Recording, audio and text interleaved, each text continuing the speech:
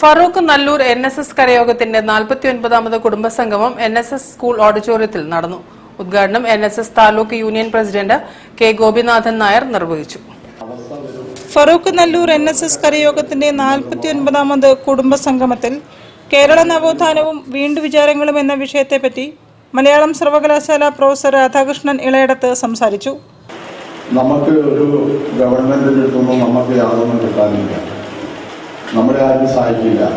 അതായത് ഉദാഹരണം അദ്ദേഹം പറഞ്ഞാൽ 10% സംവരണം നമുക്ക് കിട്ടിയിട്ട് ആ സംവരണം നമുക്ക് നടപ്പിലാക്കാൻ പറ്റിയത് എത്ര കാലം കഴിഞ്ഞിട്ടാണ്? സാധാരണ രീതിയിൽ ഒരു 10% സംവരണം അല്ലെങ്കിൽ എന്ത് സംവരണം കിട്ടി കഴിഞ്ഞിട്ടാണെങ്കിൽ അതൊരു മാസം കൊണ്ട് എനിക്ക് നടപ്പിലാക്കാൻ കഴിയുന്ന ഒരു സംവിധാനം അതായത് രാജ്യത്താണെങ്കിലും സ്റ്റേറ്റിലാണെങ്കിലും കിട്ടും.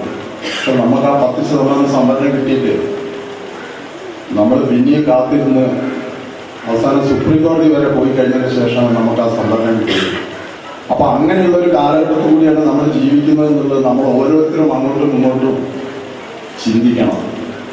കരയോഗം പ്രസിഡന്റ് KN കൃഷ്ണകുമാർ അധ്യക്ഷനായിരുന്നു. Secretary Muraleedharan Menon, taluk union vice president N Sukumaran Nair, taluk union secretary J Mohanan, വനിതാ taluk union committee member K Usha, വനിതാ സമാജം പ്രസിഡന്റ് പത്മിനി മനോഹരൻ തുടങ്ങിയവരും സംസാരിച്ചു. അംഗങ്ങളുടെ വിവിധ കലാപരിപാടികളും അരങ്ങേറി. News bureau, Farooq.